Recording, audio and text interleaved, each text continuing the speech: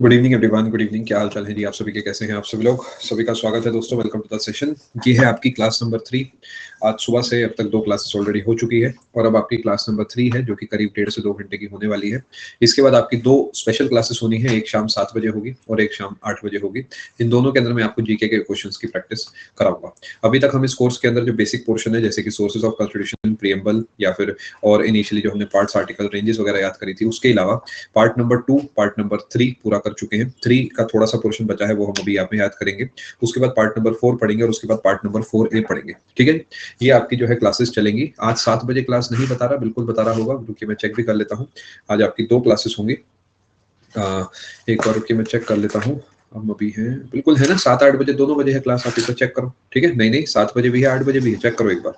चलिए दोस्तों, शुरू करते हैं कहानी। पिछली क्लास में मैंने आपको काफी सारा पोर्शन जो है पढ़ाया था और उसमें ही छोटे छोटे एलिमेंट्स मैं आपके लिए ऐड करने जा रहा हूँ। आपको याद होगा कि हमने एक जगह पे डिस्कशन करा था, राइट टू एजुकेशन का। वो कौन सा आर्टिकल था? आर्टिकल नंबर 21A था, बिल्कुल सही। और उसी से जुड़ा एक छोटा सा पोर्शन मैं आपको भी यहाँ पर बताता हूँ। अच्छा, ये जब तक कंफर्म करिए आप मुझे कि क्या आपको वो फाइल मिल गई है, हिंदी कॉन्स्टिट्यूशन, इंग्लिश कॉन्स्टिट्यूशन दोनों मिल गई है? ठीक है, उसके ऊपर मैंने एक छोटा सा मैसेज भी आपके लिए लिखा है, वो मैसेज पढ़ लीजिएगा। क्या क्या उस फाइल में आपको देखना है। ऑब्वियसली पूरे 400 पेज की फाइल से आपको कोई कनेक्शन नहीं है। वो सिर्फ इसलिए है कि कभी कभार क्या होता है कि आपको मान लेते हैं आर्टिकल 61 डिटेल में पढ़ना है कि कैसे होता है इम्पीचमेंट प्रेसिडेंट का, तो आपको भटकना कहीं नहीं पड़ेगा। सिंपली वही पीडीएफ में आप आर्टिकल 61 ढूंढकर उससे आप गो थ्रू कर पाएंगे। रुकिए, 1-2 फाइलें मैं अपलोड कर रहा हूँ यहाँ पर और उसके बाद सिलसिला शुरू करते हैं। अपडेट सेक्शन में पीडीएफ ऑलरेडी है।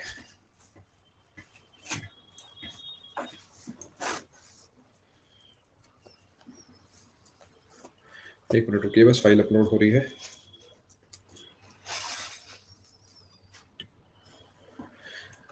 एक छोटा सा पॉइंट मैं आपको लिखवाना चाहता हूं आर्टिकल 21A से एसोसिएटेड। पीडीएफ प्रिंट बिल्कुल भी नहीं निकालना है किसी भी चीज का, 1 रुपया भी खराब नहीं करना है।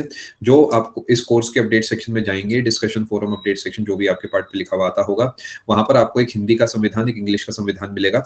वो जो है मैंने खुद नहीं टाइप करा है, वो भारत सरकार की वेबसाइट से मैंने उठाया है। उसे आप जो है अपने पास डाउनलोड करके रख लीजिए और बाकी इधर अपने नोट्स बनाते चलिए। एंड जहां जहां पे आपको कुछ पढ़ना हो उस फाइल से आप पढ़ सकते हैं। ठीक है जी, चलिए शुरू करते हैं कहानी। मैंने आपको आर्टिकल नंबर 21 जहां पे लिखवाया, 21A जहां पे लिखवाया था, वहां पर वही वाला पेज आप खोल लीजिए। वहां पर आपने देखा होगा कि 86th अमेंडमेंट एक्ट ऑफ 2002 आपने लिखा हुआ है, ठीक है? और उसके साथ लिखा है विद इफेक्ट फ्रॉम 1 अप्रैल 2010। ऐसा क्यों? क्या 2010 से ठीक पहले कुछ हुआ था? जी हाँ, हुआ था। वो मैं आपको लिखवाता हूँ। एक बार मैं रिफ्रेश कर रहा हूँ क्योंकि कर्सर काम नहीं कर रहा है। उसके बाद मैं आपको वो नोट्स में लिखवाता हूँ। RTE एक्ट 2009 के बारे में हम यहाँ पे लिखेंगे।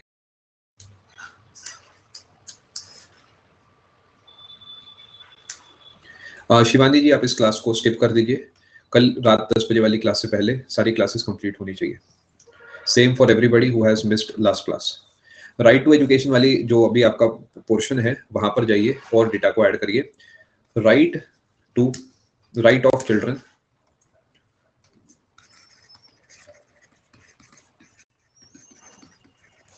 To free and compulsory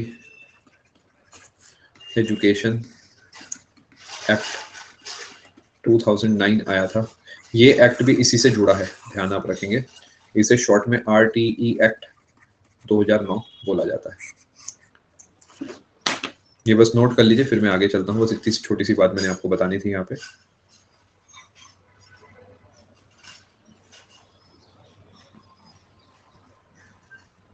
RTE है ना, राइट टू एजुकेशन, सिंपल भाषा में। ये पहली स्लाइड है।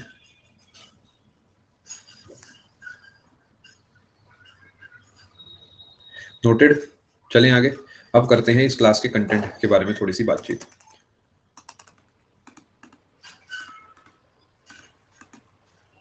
हमने पिछली क्लास में आर्टिकल नंबर 32 का बहुत बेसिक सा पोर्शन पढ़ा था। हम उसे अब आगे बढ़ाने वाले हैं। वो क्लास में टाइम पे आया करें आप लोग। कई बार आपको ये बात कही गई है, क्लास में लेट मत हुआ करो। आर्टिकल नंबर 32 का बेसिक पोर्शन मैंने आपको पूरा बनवा दिया था, शायद आपको याद होगा। अब मैं आपको यहाँ पे पढ़ाने जा रहा हूँ वो रिट्स जहां से पेपर भर भर के सवाल पूछता है। ठीक है, मैं आर्टिकल 32 से ठीक पहले एक स्लाइड बना रहा हूं जिससे कि आप रिवाइज अच्छे से कर पाए। मैंने एक छोटा सा काम आपके लिए यहाँ पर करा है कि ये जो 5 रिट्स है जैसे हेबियस कॉर्पस, मैंडेमस, प्रोहिबिशन, क्वो वारंटो और सर्चुरारी, इसी का हिंदी पोर्शन मैंने हिंदी के संविधान से उठा के आपके लिए यहाँ पर ऐड कर दिया है। आप चाहें तो इससे भी गो थ्रू कर सकते हैं। ठीक है जी। वैसे सच बोलूं तो पेपर में आपको एग्जैक्ट शब्द पता होने चाहिए, बिकॉज वो हिंदी में भी कभी कभार मैंडेमस ही लिख के देता है और आपको बताना होता है। तो भले ही ये देखने में आपको मोर कंफर्टेबल लग रहा है, but still you should know what mandamus as a word mean. Why? Because mandamus एक लैटिन शब्द है, तो हिंदी इंग्लिश दोनों में मैंडेमस लिखने का अधिकार है एसएससी के पास। अब आप अपने नोट्स में हेडिंग डालिए 5 Ritz.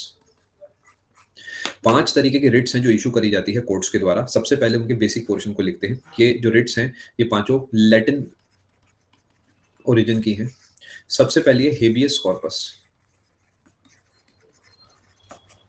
To have a body of. दूसरी है मैंडेमस,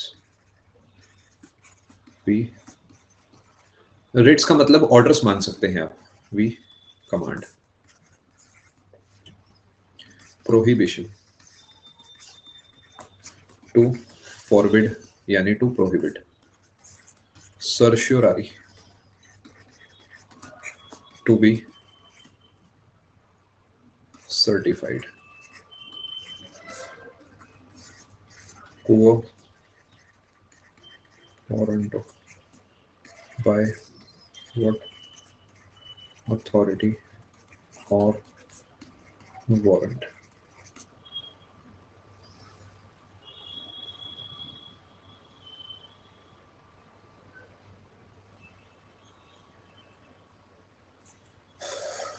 नोट करिए, बाय व्हाट अथॉरिटी और वारंट।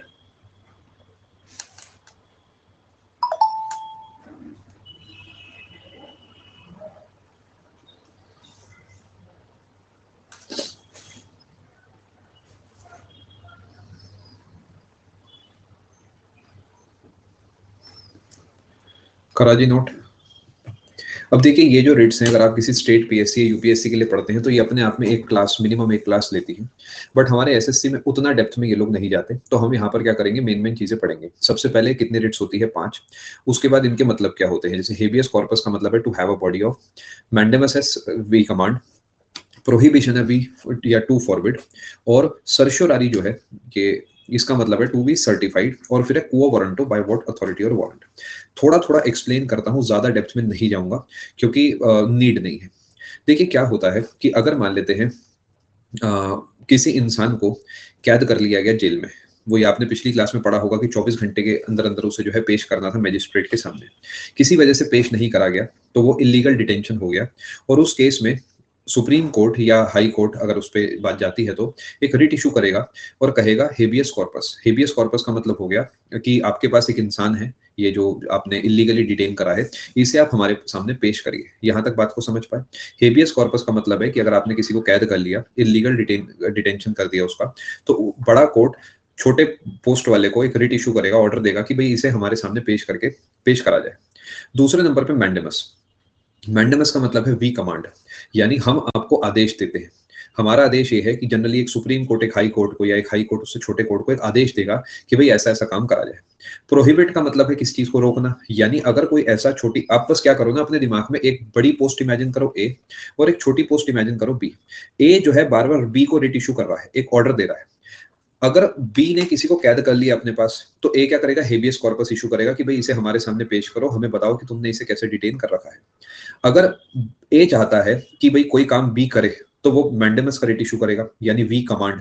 यानी अगर मान लेते हैं बी कोई काम कर ही नहीं रहा, तो ए उसे एक मैंडेमस का रिट इशू करेगा और कहेगा जी we command you to do this particular work. मान लेते हैं बी ने एक ऐसा काम कर दिया जो उसके हक में नहीं था, जो उसके अधिकार में नहीं था। फॉर एग्जाम्पल, यूपी के किसी कोर्ट ने महाराष्ट्र का फैसला सुना दिया, तो उस केस में प्रोहिबिशन की रिट इशू करी जाएगी कि वी फॉरबिड यानी टू फॉरबिड, यानी आपको ये फैसला लेने का कोई भी अधिकार नहीं है। ठीक है। कभी कभार क्या होता है, सुप्रीम कोर्ट कहता है एक हाई कोर्ट को कि भाई ये जो केस आपके पास पड़ा है, इस पे जो आपने फैसला लिया इसे कैंसिल करा जाए, या फिर इस केस को सुप्रीम कोर्ट में ट्रांसफर करा जाए। तो वो जो रेट होती है वो होती है सर्शुरारी। जनरली अगर कोई गलती होने से पहले रिट इशू करना है तो प्रोहिबिशन का होगा, वो प्रिवेंटिव एक तरीके से एक्शन हो गया। लेकिन अगर कोई फैसला ले लिया गया है तो उस केस में सर्शोरारी इशू होगा, यानी उसका करेक्टिव मेजर होगा। थोड़ा थोड़ा फर्क समझ पा रहे हैं? कोर्ट ने गलत फैसला ले लिया तो अब तो करेक्शन ही हो सकता है, तो सुप्रीम कोर्ट कहेगा भी सर्शोरारी का रिट है तुम्हारे लिए और तुम इस फैसले को क्वाश कर दो यानी हटा दो। लेकिन अगर वो फैसला भी नहीं लिया है या लेने जा रहे हैं, वो प्रोसेस में है, तो प्रोहिबिशन इशू होगा। क्वो वारंटो में होता है बाय व्हाट अथॉरिटी और वारंट, यानी हायर कोर्ट छोटे कोर्ट से पूछता है कि अगर आप ये फैसला लेने जा रहे हैं या ये केस आप डील कर रहे हैं तो आपको क्या अधिकार है उस फैसले को लेने का। क्या बात को आप समझ पा रहे हैं? मैं जानता हूं कि मैंने बहुत डेप्थ में नहीं बताया, बिकॉज एसएससी है। यही अगर यूपीएससी होगा तो हम इसकी प्रॉपर केस स्टडीज कर सकते हैं और इनके बारे में ये पढ़ सकते हैं कौन सा इंडिविजुअल के लिए हो सकता है, कौन सा प्रार्थी खुद कर सकता है, कौन सा कोई और भी कर सकता है। But see we need to understand कि हमारे समय की कीमत क्या है, तो हम उसी हिसाब से चल रहे हैं। मैं एक बार फिर से चारों पांचों रिपीट कर देता हूं, चिंता मत करो, मेरी बात ध्यान से सुनो। हेबियस कॉर्पस का मतलब है to have a body of, यानी आपके पास एक इंसान है, उसे हमारे सामने पेश करा ले। मैंडेमस का मतलब है हायर कोर्ट छोटे कोर्ट को आदेश देता है कि इस काम को भी पूरा करो, क्यों नहीं कर रहे हो। हायर कोर्ट छोटे कोर्ट को कहता है कि भाई तुम ये काम तुमने क्यों करा, इस फैसले को हटाओ, मान लो, तो वो हो गया सर्शोरारी। लेकिन अगर लोअर कोर्ट कोई ऐसे केस को डील कर रहा है जो उसके जुरिस्डिक्शन में नहीं है तो प्रोहिबिट करेगा ना। प्रोहिबिट और सर्शोरारी में सिंपल भाषा में फर्क बता देता हूं। प्रोहिबिशन एक तरीके का प्रिवेंशन है और सर्शोरारी एक तरीके का क्योर है, यानी बाद का इलाज है। सी से सर्शोरारी, सी से क्योर, पी से प्रोहिबिशन, पी से प्रिवेंशन। आप प्रोहिबिट करते हैं किसी काम को करने से पहले कि तुम्हें अधिकार नहीं है भाई ये काम करने का, ये तभी तो कहोगे जब वो काम नहीं हुआ। अब जब वो गलती हो गई तो उसका करेक्शन करोगे आप। तो 3 और 4 में मेन डिफरेंस ये है कि जो चौथे नंबर का है वो करेक्टिव टाइप का है, क्योर है एक तरीके का, और जो अपना प्रोहिबिशन है वो preventive. Actually certiorari both preventive and curative है, बट अभी सिंपल रखते हैं चीजों को, ये डिफरेंस आई थिंक काफी रहेगा। क्वो वारंटो का मतलब आप उनसे पूछते हैं कि हमें जवाब दीजिए कि आपने अगर ऐसा कोई काम करा है तो किस अधिकार से आपने काम को करा है। मैं फिर से बता रहा हूं, अगर आपको फिर भी नहीं समझ में आ रहा तो इस पेज पे जो लिखा है उस पर रट्टा मारिए, पेपर में टिक लग जाएगा। जरूरी नहीं है कि हम एक ही इंसान को पॉलिटी भी उसी तरीके से समझ आए जिस तरीके से फिजिक्स आती है, या केमिस्ट्री भी उसी तरीके से समझ आए जिस तरीके से बायोलॉजी आती है। इट्स ओके, कोई दिक्कत की बात नहीं है। स्मार्ट मूव ये है कि अधिकतर चीजें समझी जाए और उसके बाद भी अगर 2-4 पेज नहीं समझ आ रहे तो उसे याद करके खत्म करा जाए, सीधी बात है, क्योंकि ultimate goal is to get selected. फिर भी मैंने कोशिश करी है आपको समझाने की। ये क्यूरेटिव का मतलब इलाज है एक तरीके का, देख देता हूँ, क्योर ऊपर वाला प्रिवेंटिव है। ठीक है जी, चले आगे। अब हम चलते हैं दोस्तों आगे और कुछ बहुत बढ़िया बात आपके साथ करते हैं। हमने आर्टिकल नंबर 32 तक डिस्कस कर लिया है, अब हम चलते हैं आर्टिकल नंबर 32 के बाद वाले जो 2-3 आर्टिकल्स हैं। देखो ये मैंने ऐड इसलिए करा है सिंपली कि आप इसे चाहो तो अपने नोट्स में ऐड कर पाओ। इस तरीके सारी की सारी बातें आपके पास हिंदी वाले कॉन्स्टिट्यूशन में, उसी का मैंने ये स्नैपशॉट लिया है। आ जाते हैं आगे, ये सब हो चुका है, किसी काम का नहीं है। 33, 34, 35। सबसे पहले 35 की बात करते हैं। सिंपल सी बात है जी, 35 के अंदर लिखा गया पार्लियामेंट कानून बना सकती है। ठीक है, पार्लियामेंट कानून बना सकती है, बट किस किस से जुड़े नहीं बना सकती। जैसे आर्टिकल 32 का क्लॉज 3 है, जो ये सब समझ रहे हैं ना। In short article 32 because basic structure है, उसे जो है नहीं छेड़ा जा सकता। और इस पूरे में जहां पर भी लॉ इन फोर्स लिखा है उसका वही मतलब है जो आर्टिकल 372 के अंदर है। अब आप कहेंगे 372 क्या है, तो 372 ये लिखा, इसे आप चाहें तो एक बार पढ़ सकते हैं। आई थिंक इतना डेप्थ में जाने की नीड नहीं है। 35 को लेकर बस एक ही बात ध्यान रखिए कि इसके अंदर लिखा गया है कि पार्लियामेंट इससे एसोसिएटेड मसले बना सकती है। अभी आपने नोटिस करा होगा मैंने 33 और 34 जो है एक्सप्लेन नहीं करा है। 33, 34 एक्सप्लेन नहीं करा, वो एक्सप्लेन कर देता हूं। एक चीज, सोल ऑफ इंडियन कॉन्स्टिट्यूशन तो मैंने आपको लिखवा ही दिया। आ जाते हैं जी 33 और 34 में फर्क क्या है। इसे समझने के लिए प्यारे से दिमाग पे एक ठंडी सी बर्फ रखनी पड़ेगी, तभी आपको समझ में आएगा। अदरवाइज आप बस कमेंट करते रह जाएंगे और सेशन ओवर हो जाएगा। मेरी बात ध्यान से समझना, आराम आराम से नोट्स इसके बाद बनवाऊंगा। देखो 33 और 34 में की डिफरेंस क्या है, फोकस करिए। Power of parliament to modify the rights conferred by this part यानी part 3 in their application to forces etcetera. Parliament का जब मन करेगा तो वो कुछ लोगों के लिए जो है इन पार्ट 3 के क्लॉजेस को अलट पलट कर सकती है। जैसे किसके लिए, आर्म्ड फोर्सेस के लिए, पब्लिक ऑर्डर जो लोग मेंटेन करते हैं उनके लिए, कोई ब्यूरो है जैसे मान लेते हैं सीबीआई है, आईबी है, उनके लिए, ठीक है, इंटेलिजेंस से जुड़े जो मसले हैं उनके लिए, या फिर कोई सिमिलर लाइंस पे काम है उनके लिए इन्हें मॉडिफाई करा जा सकता है। क्यों करा जा सकता है, देखिए भले ही फौजी भी एक इंसान है, बट वो फौजी है, तो उनकी ड्यूटीज हम एक सिविलियन की ड्यूटी से बहुत ज्यादा अलग होती है, उन्हें बहुत अलग तौर तरीके से जीना पड़ता है। उनके पास जो इन्फॉर्मेशन है बहुत ज्यादा सेंसिटिव होती है, उनके पास जो रिस्पॉन्सिबिलिटी है वो बहुत ज्यादा इंपॉर्टेंट होती है। एक आम आदमी को इमेजिन कीजिए, मान लेते हैं एक पर्सनैलिटी से असिस्टेंट ऑडिट ऑफिसर, लेवल 8 की पोस्ट है, गैजेटेड है, बढ़िया पोस्ट है, बट टूरिंग बहुत ज्यादा है। बट अगर एक डबल ए काम को सही से नहीं भी करता तो इससे मैक्सिमम लॉस क्या होगा? मैक्सिमम लॉस होगा फाइनेंशियल। कोई वो ऑडिट पे सही से नहीं गया, करप्शन हो गया, और उसकी वजह से क्या हुआ, डिपार्टमेंट की जो खामियां थी वो सामने नहीं आ पाई। बट अगर कोई पुलिस पर्सनल सही से काम नहीं करता ना, तो उससे किसी की जिंदगी जा सकती है, उससे एक परिवार में बहुत बड़ी प्रॉब्लम आ सकती है, उससे दंगे हो सकते हैं। अगर एक सोल्जर जो है वो सही से काम नहीं करता तो देश की सिक्योरिटी पे बात आ सकती है, वॉर हो सकते हैं, है ना। एक सिंपल सा एग्जांपल मान लेते हैं, एक सोल्जर ने इधर से बॉम्ब उधर फेंक दिया बॉर्डर पार, तो भले ही वो एक इंडिविजुअल की गलती थी लेकिन उससे वॉर हो सकता है ना। तो इसीलिए जो ऐसे लोग हैं जिनके ऊपर अलग टाइप की रिस्पॉन्सिबिलिटी है, उनके अधिकार भी थोड़े से मॉडिफाइड होते हैं। ये बात कही गई है आर्टिकल नंबर 33 के तहत। यानी 33 में ये कहा गया है कि जो आर्म्ड फोर्सेस या सिविल लाइंस पे लोग काम करते हैं उनके लिए अधिकार अलग होंगे, ये ध्यान रखना। 34 के अंदर जो बात कही गई है वो ध्यान से सुनना, वो एरिया की बात करी गई। बहुत लोगों को 33 34 में फर्क ही नहीं पता होता। यानी पहले रीड कर देता हूं, restriction on rights conferred by this part while martial law is in force in any area. ये पूरी कहानी है। पार्लियामेंट में by law indemnify any person in the service of union, पूरी कहानी दे रखी है। आ जाओ मुद्दे की बात पे, जहां पर मार्शल लॉ लगा हुआ है। यानी 33 के अंदर उस इंसान की बात करी गई है, 34 के अंदर उस एरिया की बात करी गई है। 33 के अंदर कहा गया है अगर एक इंसान आर्म्ड फोर्सेस में है तो इसके जीवन में जो अधिकार है वो कैसे नॉर्मल आदमी से अलग होंगे। 34 में कहा गया है कि अगर एक एरिया पे मार्शल लॉ लगा हुआ है तो उस एरिया के लोगों के जो अधिकार है वो बाकी एरिया से कैसे अलग होंगे। आप समझ पा रहे हैं फर्क क्या है? रक्षा क्लास के आगे मत चलिए, साथ साथ चलिए। अगर मार्शल लॉ लिखा हुआ है तो पढ़ाया ही जाएगा, आप टाइप करके फोकस अपना हटा रहे हैं। ठीक है, 33 34 में की डिफरेंस समझना। 33 is related to a person, 34 is related to an area. ठीक है, सबसे पहले 33 के नोट्स बनवा देता हूं। पहले तो पूरी बात लिख लीजिए। Power of parliament to modify the rights in their application to forces, या ऐसे लिख लीजिए, modified rights of armed other forces, ऐसे लिख सकते हैं। पूरी स्टेटमेंट भी लिख सकते हैं, power of parliament to modify rights conferred in this part to their application to forces etcetera. यानी आर्मी, सोल्जर्स, पुलिस एटसेट्रा के राइट्स डिफरेंट होंगे।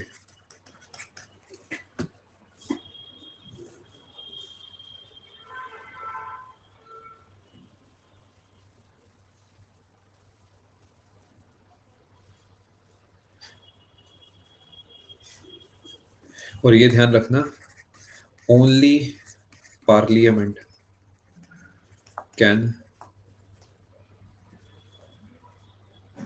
avail this power, not state legislature।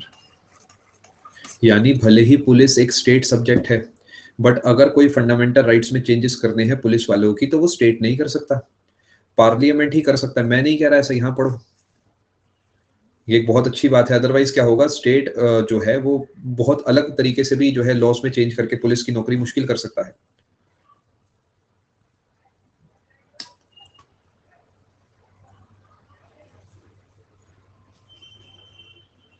ठीक है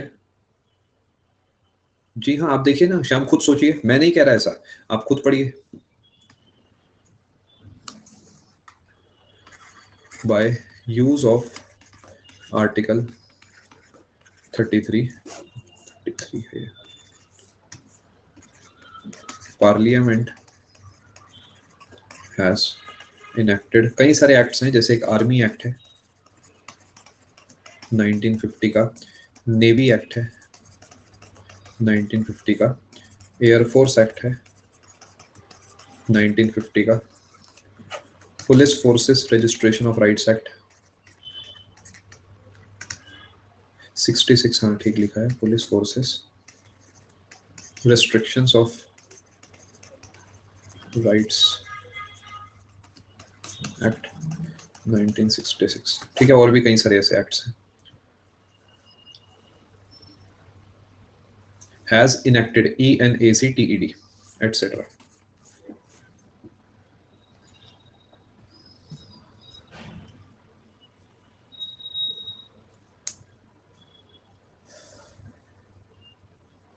नोटेड।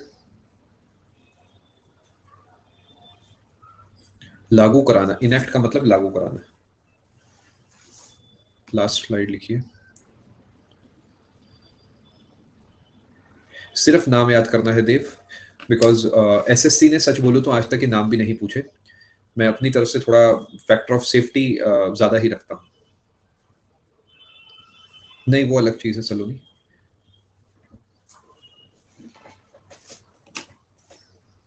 नोटेड। हमने ये पढ़ा है दोस्तों आर्टिकल 33 के बारे में, अब हम पढ़ेंगे आर्टिकल 34 के बारे में। फिर 35 के एक दो लाइन में नोट्स बनवा के फंडामेंटल राइट्स खत्म कर दूंगा। चलिए अब आ जाते हैं जी हमारे 34 पे। आर्टिकल 34, आर्टिकल 34 जो हमारा है ये बेसिकली बात करता है कि उस एरिया जिस पे मार्शल लॉ लगा है उस एरिया से एसोसिएटेड क्या चेंजेस आएंगे। Restriction on rights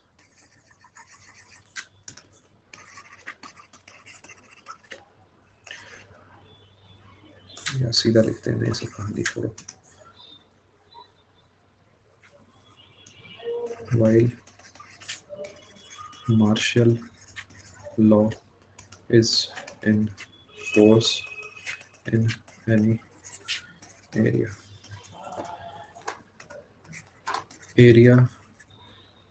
point of view पे है ये। 33 जो है पर्सन पॉइंट ऑफ व्यू पे है।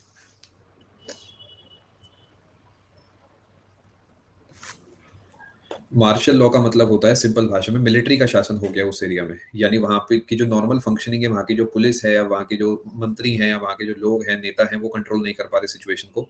देसी भाषा में हम कहते हैं ना जी, हम आर्मी वाले, अब आर्मी का शासन हो गया, कुछ समय के लिए वो लगाना पड़ता है बिकॉज वही जो है उस एरिया को कंट्रोल में ले सकते हैं। आई होप पूर्णिमा जो भी मैंने दो चार लाइंस बोली उससे थोड़ा हेल्प हो गया होगा। चलें आगे।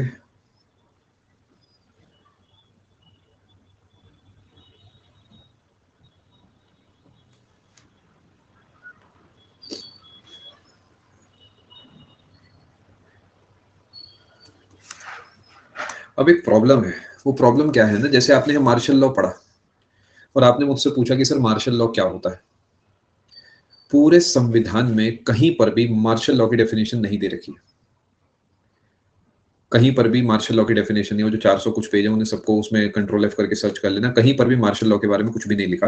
But in general we know what martial law means, यानी एक ऐसी सिचुएशन जिसमें नॉर्मल फंक्शनिंग जो है वो मिलिट्री अथॉरिटीज चलाती है। मैं लिख देता हूँ मार्शल लॉ क्या होता है। मार्शल रूल कहते हैं वैसे इसे, लेकिन मार्शल लॉ ही लिख देते हैं। सिचुएशन इन विच, कोई बात नहीं आप यहीं से कंटिन्यू करें। सिविल एडमिनिस्ट्रेशन, जैसे जो नॉर्मल फंक्शनिंग होती है एक एरिया की, is run by military authorities.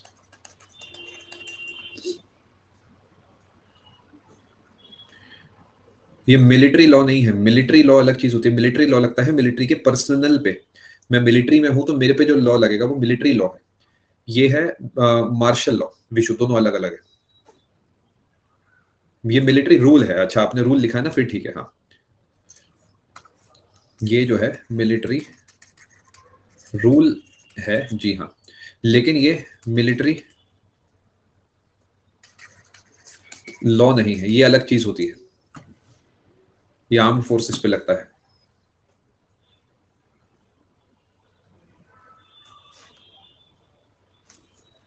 ये कब लगता है कैसे लगता है किसी को नहीं पता, जब सरकार को लगता है जरूरत है तब लगता है।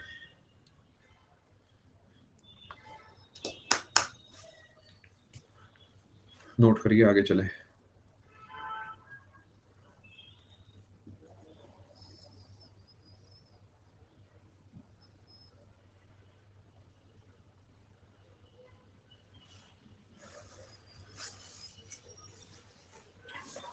ठीक है जी, अब हम पढ़ते हैं आर्टिकल 35 के बारे में, जिसमें कुछ खास नहीं है लिखने का। कुछ नहीं कर सकता हाइजेनबर्ग, स्टेट जैसा कोई कॉन्सेप्ट, मतलब कोई कुछ नहीं कर सकता, मिलिट्री ही पूरे तरीके संभालती है, चाहे वो सीएम हो, गवर्नर हो, कोई आईएएस हो, वो भी कुछ नहीं कर सकते। सिविल एडमिनिस्ट्रेशन खत्म, पूरे तरीके मिलिट्री उस एरिया को संभालती है। आर्टिकल 35, आर्टिकल 35 के अंदर लिखा है legislation to give effect to the provisions of this part. पहले तो यही लिख देते हैं, यहाँ लेजिस्लेशन का मतलब पार्लियामेंट है, पार्लियामेंट कैन मेक लॉज, पहले पूरा ऊपर वाला लिख देता हूँ, to the provisions of this part, parliament can make laws related to part 3।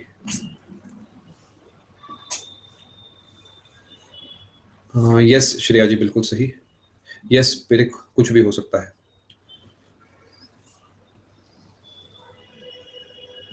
देखिए, आपको सुनने में डरावना लगता है, बट क्योंकि आर्मी भी समझदार है, ऐसा नहीं है कि आर्मी वाले कोई बुरे हैं या किसी और देश के हैं, वो भारत की ही आर्मी है जो उस एरिया को अपने कंट्रोल में ले रही है, तो ऐसा हम उम्मीद कर सकते हैं कि वो वही करेंगे जो जायज है, जो सही है देश के लिए।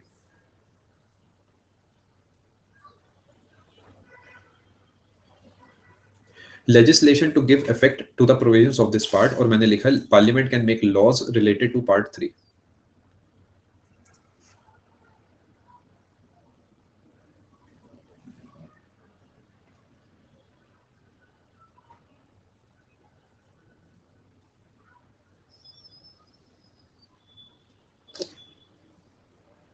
हाँ, अलग अलग एरियाज पे दिशा काफी बार लगता रहता है।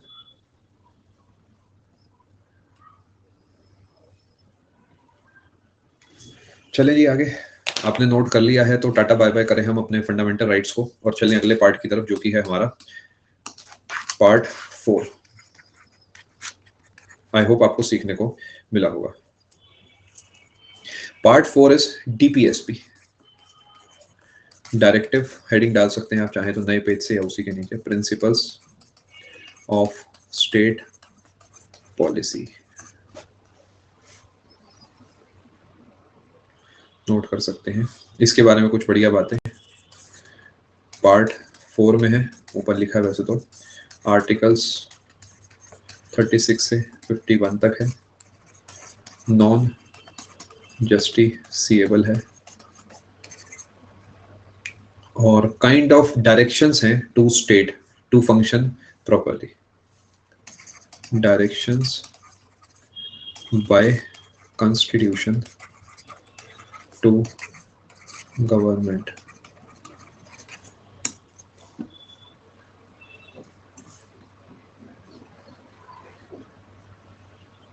नोट करिए, 4 is DPSP, 4A is FD, fundamental duties. देखिए, जो समाज है ना, वो सिर्फ रूल्स से नहीं चलता, ईशानी पूरा, इसलिए मैंने सिर्फ गवर्नमेंट लिखा है, सबके लिए है, सिर्फ रूल्स से रोबोट चलते हैं। अगर आपको देश को तरक्की की राह पे लेके जाना है तो कुछ हद तक फ्रीडम देना होगा, काफी हद तक अधिकार देने होंगे, और भरोसा भी रखना होगा। साथ में जो राज्य है, यानी जो स्टेट है, यानी जो इंडिया है, वो कुछ ऐसा करे जो जनता खुशी खुशी काम पे जाए, खुशी खुशी कंट्रीब्यूट करे देश की भलाई में। ये वो डायरेक्शंस है जो लोगों को फैसिलिटीज प्रोवाइड करने की तरफ लेके जाते हैं सरकारों की, कि ये जो पॉइंट्स है अभी आपको आगे चल के पढ़ाऊंगा, ये डायरेक्शंस है स्टेट के लिए, यानी गवर्नमेंट के लिए, कि भाई जनता का भला करने के लिए इन चीजों पे ध्यान दिया जाए। बट ये नॉन जस्टिसिएबल है, यानी ये आप मांग नहीं सकते, यानी अगर आपको नहीं भी मिलते ना, तो भी आप कुछ नहीं कर सकते, तो भी आप कुछ नहीं कर सकते, बस आप उम्मीद कर सकते हो घर बैठ के कि क्या पता कल सरकार ऐसा कुछ कर दे कि ये पॉइंट मेरे तक पहुंच जाए, ये मुझे मिल जाए। DPSP helps in the creation of welfare state. Welfare state वो स्टेट होता है जिसके अंदर जो सरकार का मेन फर्ज है ना, वो जनता का भला है सिर्फ। यानी देश को अगर आप देखते हो तो इस देश का पर्पस क्या है, कि बस देश का भला होता रहे, उसके लिए बाकी सब होता है। ऑन दी अदर हैंड जो पुलिस स्टेट है, उसका काम होता है कि प्रॉपर शासन हो, रूल्स हो, रेगुलेशंस हो, और अल्टीमेट गोल ये है कि चीजें एक सिस्टमेटिक तौर पे चलती रहे। भारत का मेन लक्ष्य जो है वो है कि जनता का भला होता रहे, और उसी के लिए हमने रूल्स वगैरह बना रखे हैं। यानी डीपीएसपी से भारत एक वेलफेयर स्टेट की तरफ जो है शिफ्ट कर रहा है, जो नॉन जस्टिसेबल है, यानी आप इसके लिए कोर्ट नहीं जा सकते। अब थोड़ा सा एक्सप्लेन करता हूं, कहानी को आगे लेके चलते हैं। ये सब मैं आपको सोर्सेस में लिखवा चुका हूं कि कौन सी चीज कहां से इंस्पायर्ड है।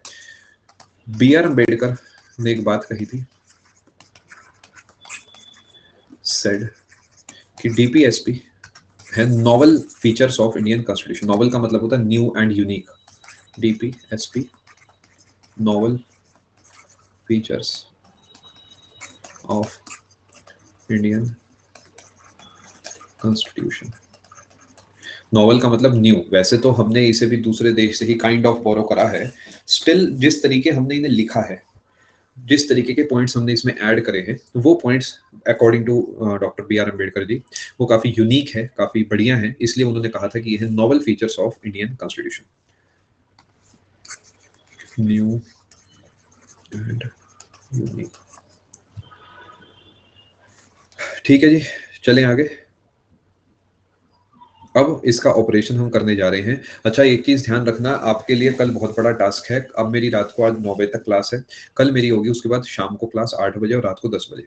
कुछ भी करके कल रात 10 बजे वाली क्लास से पहले आज की क्लास के नोट्स बना लेना, वरना पीछे रह जाएंगे आप लोग। ठीक है, आज मैं क्या कर रहा हूँ, ये वाला पूरा पोर्शन डीपीएसपी और अगर हो पाए तो फंडामेंटल ड्यूटीज पढ़ा के फ्री कर दूंगा। उसके बाद हम बिल्कुल नए फ्रेश चीज को पढ़ेंगे। आगे चल के वो क्या पढ़ेंगे आपको बाद में बताऊंगा, बट यहाँ तक के पोर्शन पूरा कर लेना। ठीक है जी, चलो चलते हैं आगे। मैं आपके लिए डीपीएसपी की जो है फाइल अपलोड कर रहा हूँ, आप सेशन में बने रहिए।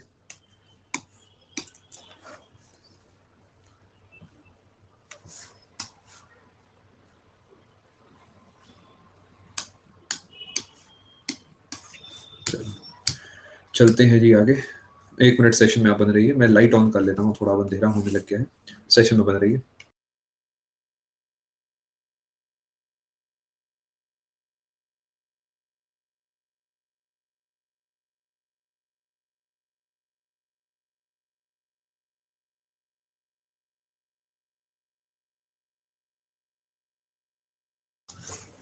चलिए जी, चलते हैं आगे।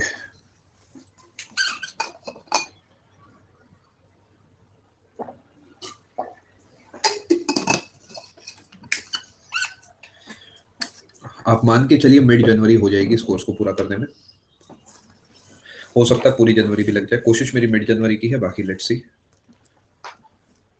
चलो, पार्ट 4 डीपीएसपी। इसके लिए आप कोर्ट नहीं जा सकते, ध्यान रखें, ठीक है। और ये आपके आर्टिकल नंबर 36 से आर्टिकल नंबर 51 तक आते हैं। इसमें अगर आप देखते हैं तो सिर्फ 2 ही पेज है जो हमें याद रखने हैं। आपके पेपर के लिए जो सबसे इंपॉर्टेंट काम है वो है आर्टिकल की संख्या याद रखना। जैसे कि आपसे पूछेगा ऑर्गेनाइजेशन ऑफ विलेज पंचायत कौन सा आर्टिकल है, आपको आंसर देना होगा 40। इसी तरीके पूछेगा यूनिफॉर्म सिविल कोड कौन सा, आपको आंसर देना होगा 44। आपसे पूछेगा promotion of international peace and security कौन सा है, वो आपको आंसर देना होगा 51। अब जो जो अभी तक पूछे जा चुके हैं वो है ये।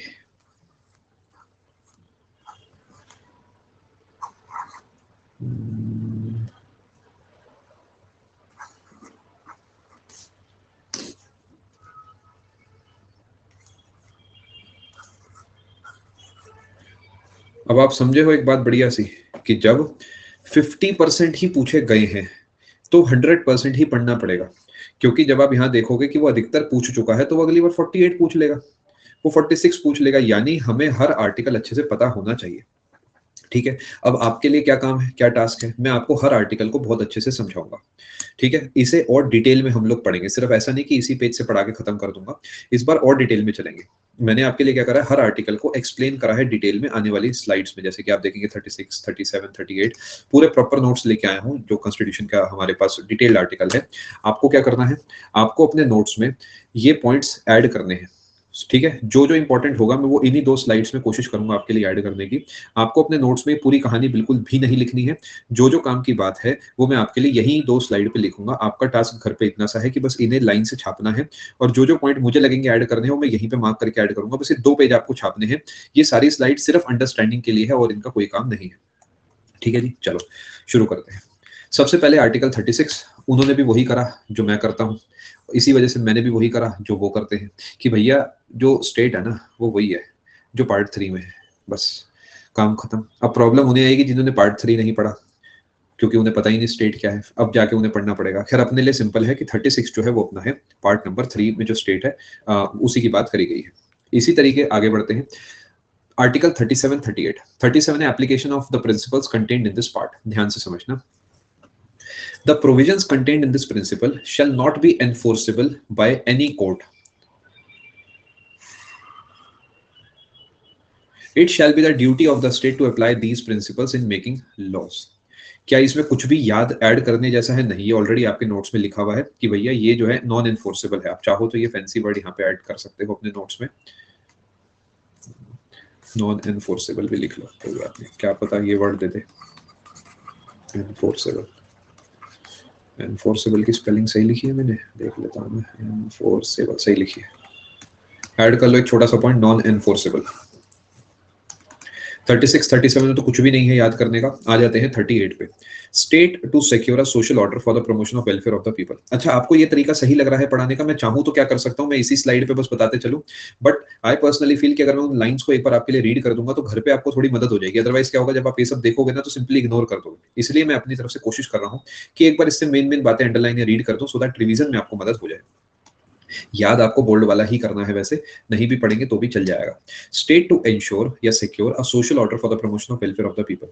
बस सिंपल सी तो बात है कि सोशल ऑर्डर होना चाहिए, समाज अच्छा अच्छा चलना चाहिए, फैंसी चलना चाहिए। ठीक है जी। नहीं, सारे नोट करने हैं, जो डीपीएसपी है आपको सारे के सारे नोट करने हैं।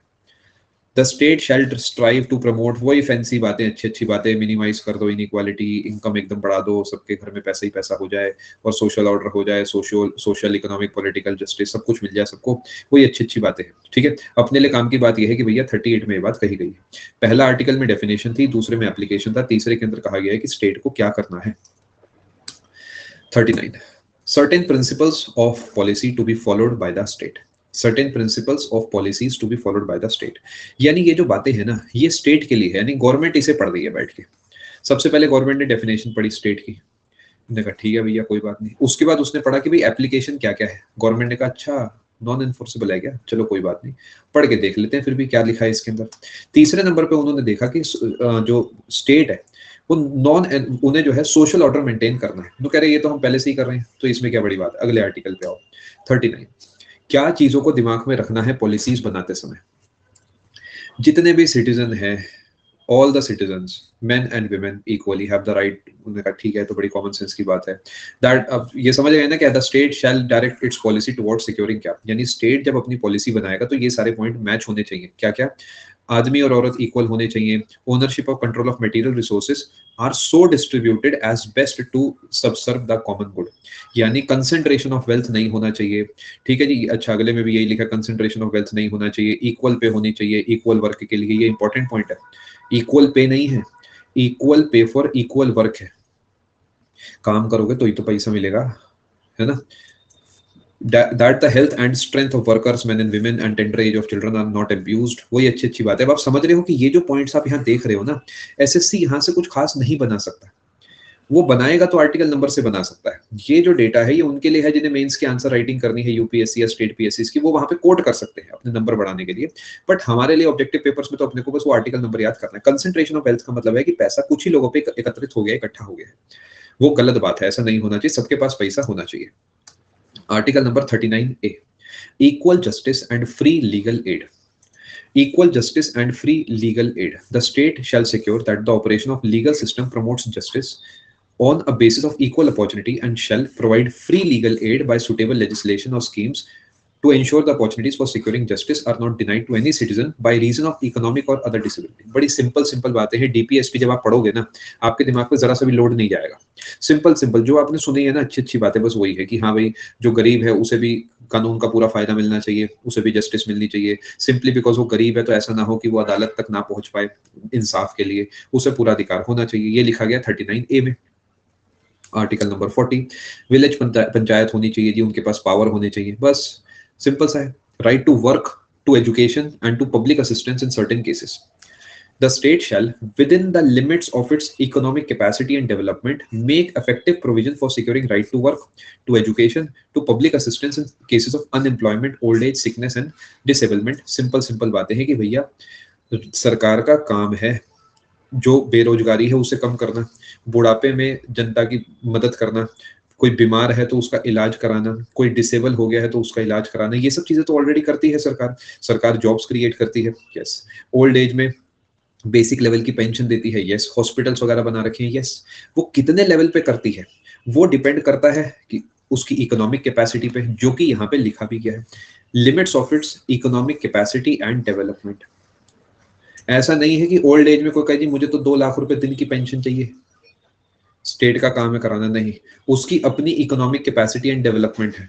ऐसा नहीं है कि भैया मेरे को जुकाम हो गया और मेरे घर पे एम्बुलेंस आके मुझे हॉस्पिटल लेके जाए और वहीं पे फ्रूटी पिलाए, ऐसा नहीं हो सकता, बिकॉज अगेन स्टेट की भी कुछ इकोनॉमिक जो है लिमिटेशंस एग्जिस्ट करती है। Article number 42, provision for just and humane conditions of work and maternity. Just का मतलब क्या है?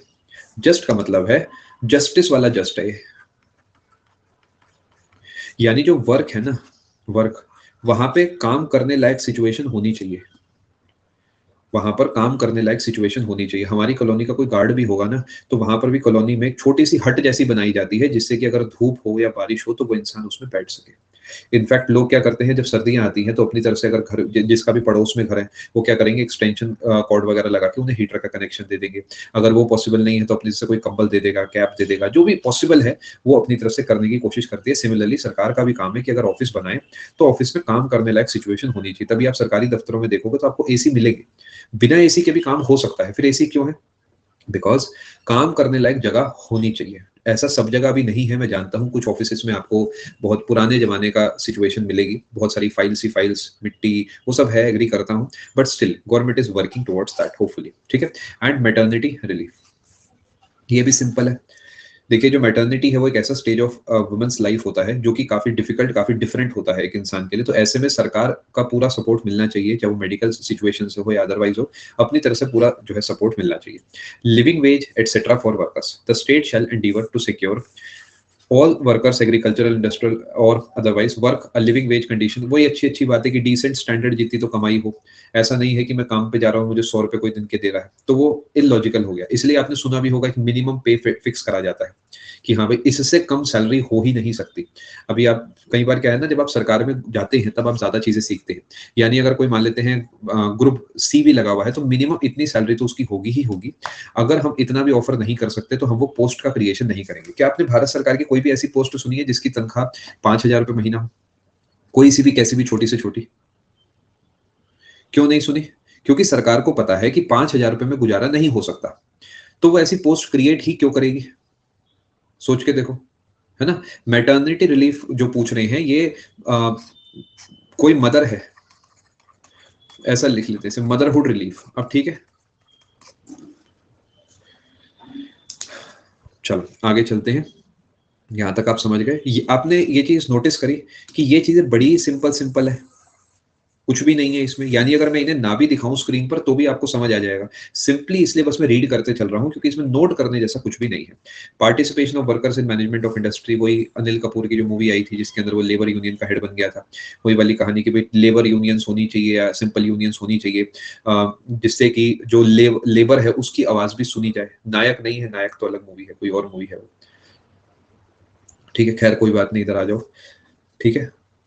लाडला है, ठीक है ठीक है। समझ पा रहे हैं आप? पॉइंट नंबर 43, ये जो आर्टिकल नंबर 43 ये है वो क्या है कि लेबर की आवाज बुलंद रहे, उसके लिए जो है वहां पर यूनियंस या फिर मैनेजमेंट में थोड़ा बहुत हिस्सा होना चाहिए लेबर्स का भी। आगे चलते हैं, बिल्कुल सही Rahul. Promotion of cooperative society, simple सी बात है। कोऑपरेटिव सोसाइटी से क्या होता है कि लोग आपस में एक दूसरे की मदद कर देते हैं, तो स्टेट के ऊपर बर्डन कम पड़ता है और लोगों के लिए भी अच्छा रहता है।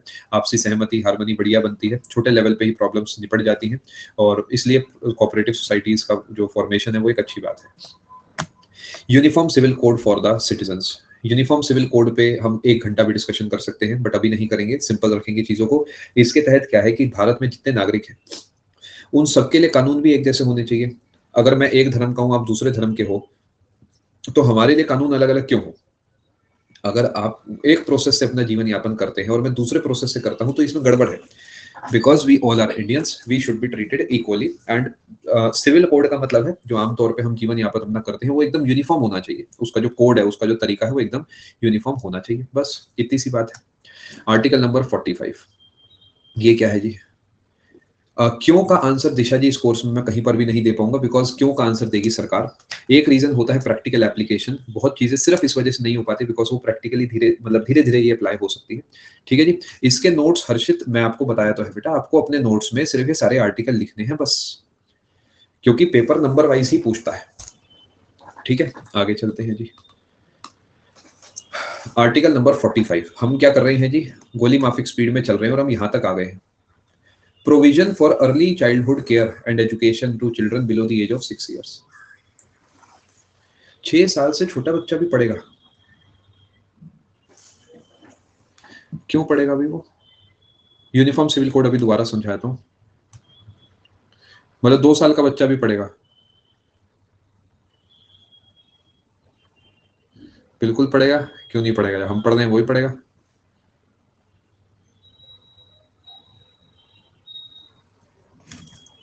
है ना भाई। देखो क्या है, provision of early childhood care. सबसे पहली बात ये, कोई लागू कराना जबरदस्ती नहीं है, ये तो बस एक पॉइंट है, डीपीएसपी का हिस्सा है। तो अगर कल को ये फंडामेंटल ड्यूटी में या फंडामेंटल राइट में ऐड हो भी जाता है तो भी यहाँ लिखा रहा है, कोई दिक्कत नहीं है कि ये तो एक डायरेक्शन है ना स्टेट के लिए, तो हाँ यहाँ भी लिख रहा है, क्या दिक्कत की बात है। ये कह रहे हैं अर्ली चाइल्डहुड केयर और education to children below the age of 6 years. 6 years आप थोड़ा सा ध्यान रख सकते हैं पेपर के लिए। अदर देन दैट काफी चीजें यहाँ पर सिंपल ही है, तो ऐसी कोई टेंशन मेरे हिसाब से नहीं है। 6 साल आप यहाँ पर ध्यान रखिएगा। आगे चलते हैं, कहाँ गया हमारा वो पेज, सेम ही बात लिखी हुई है। यूनिफॉर्म सिविल कोड के बारे में आप बताइए, क्या समझना है आपने, मुझे बताओ। अच्छा, स्टेट वाइज स्टेट में लिख देता हूँ गोवा।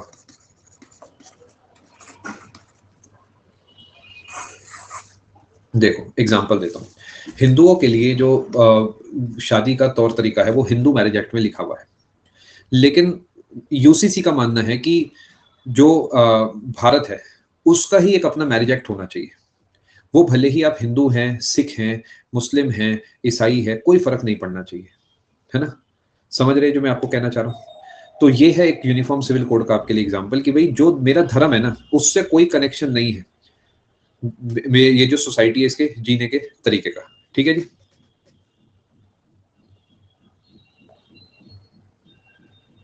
उत्तराखंड भी बनेगा, अभी बन गया क्या? फिर बन गया, पिछले महीने तो न्यूज में मैंने सुना था कहीं वो तैयार है, बन गया। एक बार चेक कर लेना उत्तराखंड का क्या है, बन गया है। ठीक है, नहीं नहीं, religion is just one of the examples. Civil code का मतलब क्या हुआ प्रांजल, यानी हम सिविल जो सोसाइटी है, जो हमारी सोसाइटी है वो किस तरीके जीवन यापन करती है, how we stay together as a society, यानी हम आपस में कैसे इंटरेक्ट करते हैं, वो सारी चीजें जो है यहाँ पे लिखी गई। जैसे हिंदू है वो हिंदू मैरिज एक्ट फॉलो करेगा, और मान लेते हैं पारसी कोई है तो Parsi marriage and divorce act को फॉलो करेगा, है ना। इंडियन जो है वो इंडियन डिवोर्स एक्ट, जो मान लेते हैं अगर कोई हिंदू है तो हिंदू डिवोर्स एक्ट को फॉलो करेगा। वो सब जो अलग अलग हैं उनकी जगह सिंगल एक्ट होना चाहिए डिवोर्स के लिए, मान लेते हैं सक्सेशन के लिए, यानी अगर किसी parent to child property transfer हो रहा है तो उसके जो लॉज हैं, उसके रूल्स हैं, वो सब कॉमन होने चाहिए। यानी अगर मैं ढूंढने जा रहा हूं कि किसी को मान लेते हैं शादी करनी है, मैं तो ये नहीं कह सकता, मेरा तो बेटा ही स्कूल जाता है, मान लेते हैं किसी को शादी करनी है, तो उस वो जब उसके रूल्स को पढ़ने जाएगा तो उसे वहां ये नहीं देखना कि भाई हिंदू वाला देखूं या सिख वाला देखूं, एक कॉमन होना चाहिए। वो should follow, Ajit, should follow as per UCC, as per UCC, I am not saying follows. ठीक है जी। आर्टिकल 44 मैंने आपको समझा दिया है। आर्टिकल 45 46 पे आ जाते हैं। Promotion of educational and economic interest of schedule caste, schedule tribe and other weaker sections. ये रट्टा मारना है, सिंपल सी बात है, सिंपल सा है बिल्कुल। इसको लेके तो फंडामेंटल राइट में भी हमारा डिस्कशन हो चुका है। Duty of state to raise the level of nutrition and the standard of living and to improve public health. इसको लेके हमारे पास बहुत सारे हॉस्पिटल्स हैं और बीच बीच में स्कीम्स भी आती रहती है भारत सरकार या स्टेट गवर्नमेंट की, जिससे कि खाना अच्छा हम लोग खाते रहे। फिर भी हमें खाना तो वही है कि मोमोज खाएंगे, चटनी खाएंगे बस। ऑफिशियल क्यों के आंसर्स मैं नहीं दे सकता बिकॉज ये भारत सरकार या इन जनरल गवर्नमेंट के कंट्रोल में है। होपफुली आगे जाके हो जाएगा। एक्चुअल रीजन मेनली हो सकता है एप्लीकेशन, बिकॉज चीजें काफी कॉम्प्लेक्स हैं। Street food is love, see you love street food but trust me the street food does not love you back, because after some years you will get to understand this thing. ये एक तरफा प्यार जो है ना, ये लंबे समय में दिक्कत देगा मेरे दोस्त। Organisation of agriculture and animal husbandry, ये क्या है? एनिमल हस्बेंड्री का मतलब क्या हुआ? एनिमल का हस्बैंड नहीं, एनिमल हस्बेंड्री का मतलब सिंपल भाषा में ये है कि जो पशुओं का पालन पोषण है उस वो और एग्रीकल्चर आपस में लिंक्ड है। आप देखोगे गांव में हम लोग क्या करते हैं, जनरली हमारे पास खेत है तो वहाँ पे भूसा बचता है, तो हम क्या करते हैं, कुछ पशु भी अपने पास पाल लेते हैं, तो हमें वो फेंकना भी नहीं पड़ता, पशु का भी काम बन जाता है और हमें उससे जो है मिल्क वगैरह मिल जाता है। तो एक बहुत अच्छी साइकिल है जो हजारों साल से चलती आ रही है, और उसी को लेकर 48 के अंदर भी डिस्कशन करा गया है कि साइंटिफिक यूज होना चाहिए उसमें, नहीं आज के जमाने से कैसे पशुओं का भला करा जा सकता है, उन्हें कैसे जो है पाला जा सकता है, वो सब चीजें लिखी गई हैं। उसके अलावा जो है स्लॉटर वगैरह जो है, इनका जो किलिंग ऑफ काउज वगैरह है, ये सब नहीं होना चाहिए। ठीक है, हस्बेंड्री का मतलब यहाँ पर पशुपालन है सिंपल भाषा में। ठीक है, एनिमल हस्बेंड्री का मतलब ये भी वही अच्छी अच्छी बातें हैं, सिंपल सिंपल है ये तो। 48 ए के अंदर है कि एनवायरनमेंट को बचा लो और बस फॉरेस्ट को बचा लो, वाइल्ड लाइफ को बचा लो, सबको बचा लो। ठीक है, 49 के अंदर क्या है? प्रोटेक्शन ऑफ मॉन्यूमेंट, चलो जी मॉन्यूमेंट को ही बचा लो, places object of national importance को बचा लो। 50 के अंदर है जुडिशरी और एग्जीक्यूटिव को अलग अलग कर दो, यानी जो कानून बना रहे हैं या लागू करा रहे हैं उनका कानून को चेक करने वाले जो लोग हैं उनसे कनेक्शन नहीं होना चाहिए। ये हमने पढ़ा भी था, आपको याद होगा एलिजा इम्फे वाला केस हिस्ट्री में हम लोग पढ़ते हैं। वॉरेन हेस्टिंग्स और एलिजा इम्फे जो है मिलकर जो है लोगों को परेशान करते थे काफी ज्यादा। अगर आपने मुझसे हिस्ट्री पढ़ी है तो शायद आपको याद होगा, तो वहीं पे भी हमने इसका डिस्कशन करा है कि इसीलिए आज भी हमारे देश में जुडिशरी जो है वो एग्जीक्यूटिव से दूर है। ठीक है, क्योंकि अगर ये दोनों मिल गए तो उस केस में क्या होगा जी, कानून का कोई अस्तित्व ही नहीं बचेगा। एग्जीक्यूटिव कुछ भी कानून बनाता जाएगा, जुडिशरी कुछ करेगा ही नहीं। ये सारे आपके आर्टिकल्स है दोस्तों। एक और है 51, international peace and security maintain करना, और इसी को ध्यान में रखते हुए भारत बहुत बार ऐसे फैसले लेता है जो दूसरे देशों को पसंद नहीं आते, क्योंकि वो भारत के लिए सही है। उन दो देशों के लिए वो कैसा ही हो, अपने को कोई फर्क नहीं पड़ता, अपने को ये देखना है कि भारत के लिए क्या सही है। तो भले ही दुनिया कह रही थी कि रशिया ने गलत करा, बट इंडिया ने उसे गलत नहीं कहा, बिकॉज इंडिया के लिए वो सही था। ठीक है, क्योंकि एंड में इंडिया ही इंडिया का दोस्त है, तो इंडिया को वो करना है जो हमारे लिए बेस्ट हो, उसमें कोई गलत बात नहीं है। ठीक है जी, देखो अब इन आर्टिकल्स में आपने नोटिस करा होगा कुछ भी ऐसा नहीं है जो नोट करने लायक हो। अब यहाँ पर बताओ क्या ही नोट करोगे? आपको अगर पता है 51 में इंटरनेशनल पीस एंड सिक्योरिटी है, तो ये पॉइंट तो कॉमन सेंस ही बना सकते हो कि प्रमोट करो इंटरनेशनल पीस सिक्योरिटी, अच्छे अच्छे रिलेशन रखो नेशंस के बीच में। तो ये सब नोट करके अपना समय मत खराब करना। आप सिंपली क्या करना, ये जो दोनों पेजेस हैं आर्टिकल 36 से आर्टिकल 51 तक, इन्हें एक तरफ से छाप लेना और 2-3 बार रिवाइज कर लेना। ठीक है जी, समझ पा रहे हैं?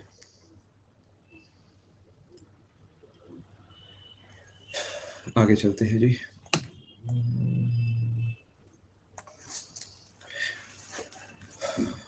दिन पर गोला लगा है, अरे नहीं नहीं, क्यों ऐसी बातें करते हो? क्यों जिंदगी को आसान बनाना चाहते हो, इस मुश्किल जिंदगी को? जिन पर गोला लगा है सिर्फ वही याद करने हैं।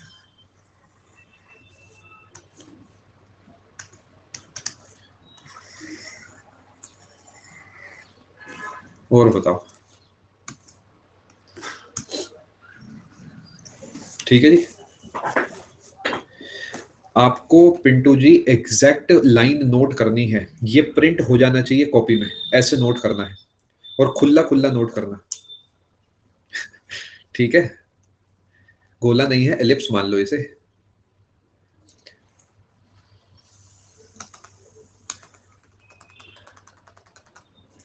चलो जी, यहां तक आप सब समझ चुके हैं तो बहुत बहुत मुबारकबाद, हम जो है पार्ट 4 भी पूरा कर चुके हैं।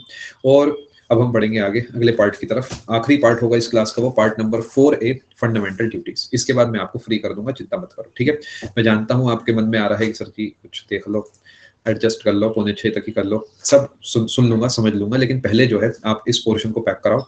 ठीक है, उसके बाद आपको फ्री करा जाएगा।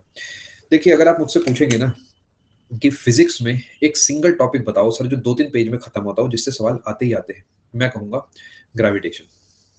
इसी तरीके जब आप मुझसे पूछेंगे कि पॉलिटी में सर ऐसा कोई टॉपिक बता दो जो 1 या 2 पेज में ही खत्म होता हो, जिससे सवाल आते ही आते हैं, मैं कहूंगा फंडामेंटल ड्यूटीज पढ़ लेना। क्योंकि भले ही सोर्सेज भी एक छोटा टॉपिक है देखने में, बट याद करने में जो एफर्ट लगता है वो मुझसे बेहतर तो आप जानते हैं ना। लेकिन फंडामेंटल ड्यूटीज एक ऐसा टॉपिक है जो छोटा है, इजी है, कंसाइज है, समझ में भी आता है और पेपर में भर भर के सवाल आते हैं। तो फंडामेंटल ड्यूटी का मैंने आपके दिमाग में ऐसा प्रमोशन कर दिया है कि मजबूरी में आपको पढ़ना तो इसे पड़ेगा। ठीक है, तो एक बार अच्छे से 15 से 20 मिनट लगा के इसे पढ़ लेते हैं, फिर आपको फ्री कर देंगे। ठीक है दोस्तों, चलो। सर ये आप सब में ही बोलते हो, बिल्कुल, क्या करे इंसान बताओ।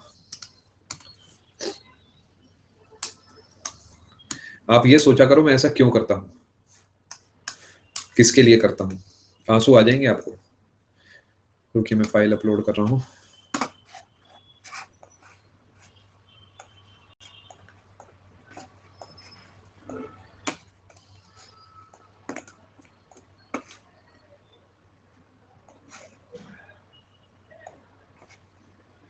कबीर बढ़िया है।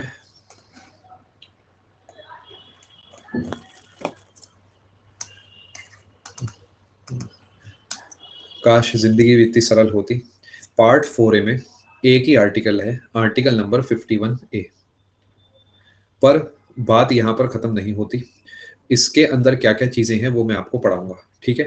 यानी ये एक आर्टिकल के अंदर बहुत सारे पॉइंट्स है, वो मैं आपको पढ़ाऊंगा, ठीक है। कर्सर वर्क नहीं कर रहा है क्योंकि फाइल अपलोड करी है, मैं रिफ्रेश कर रहा हूँ, फिर मैं वापसी आता हूँ।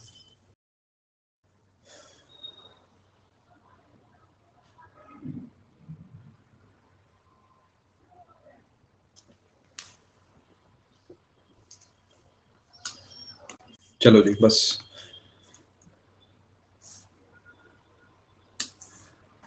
फोकस करें। फंडामेंटल ड्यूटीज,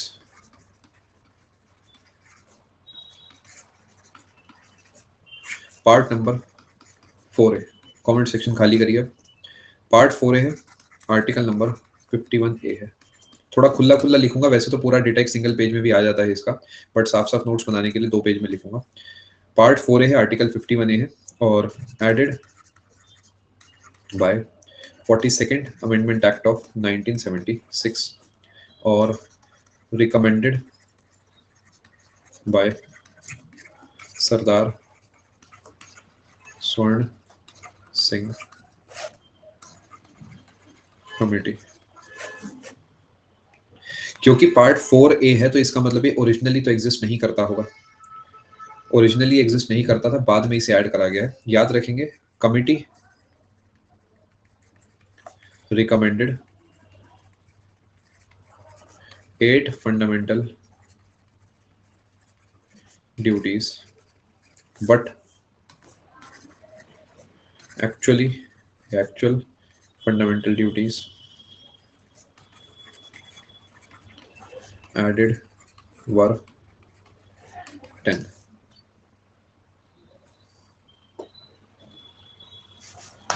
नोट करिए, यानी पेपर पूछे तो 10 पे टिक करना है। ये 8 से आज तक एक भी सवाल नहीं आया है, लेकिन आज के जो अब तक नहीं आया वो आगे आ सकता है, उसके लिए हर बार पढ़ाता हूँ।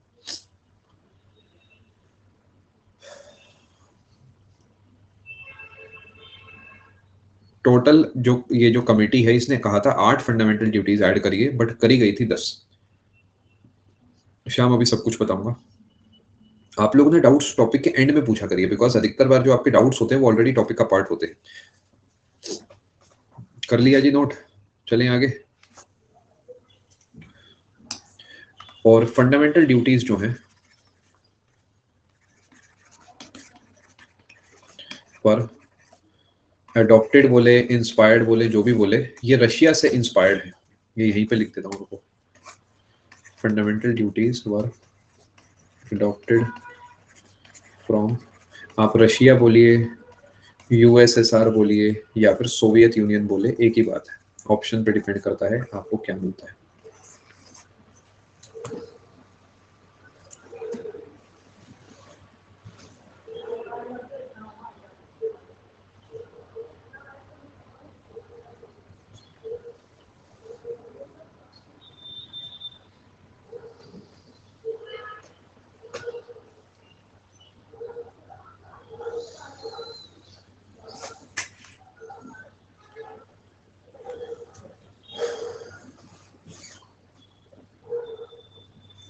चलिए आगे चलते हैं दोस्तों। आई होप आपने नोट कर लिया होगा। ये हटा देता हूँ यहाँ से। देखिए, ओरिजिनली 0 फंडामेंटल ड्यूटीज थी। क्यों? क्योंकि ओरिजिनली ऐसा कुछ था ही नहीं। फिर बाद में 10 फंडामेंटल ड्यूटीज ऐड हुई 42nd अमेंडमेंट एक्ट ऑफ 1976 से, और उसके बाद 86th अमेंडमेंट एक्ट ऑफ 2002 से एक और ऐड हुई, तो टोटल हो गई 11। यानी एट प्रेजेंट हमारे पास 11 फंडामेंटल ड्यूटीज है। अब इसमें जो 11वीं है ये वाली, ये है एजुकेशन रिलेटेड। जैसे जैसे मैं लिख रहा हूँ वैसे वैसे लिखिए, सारी पढ़ाई जाएंगी उसकी चिंता ना करें, बट जैसे लिखवाया जा रहा है पहले उस काम को पूरा करिए।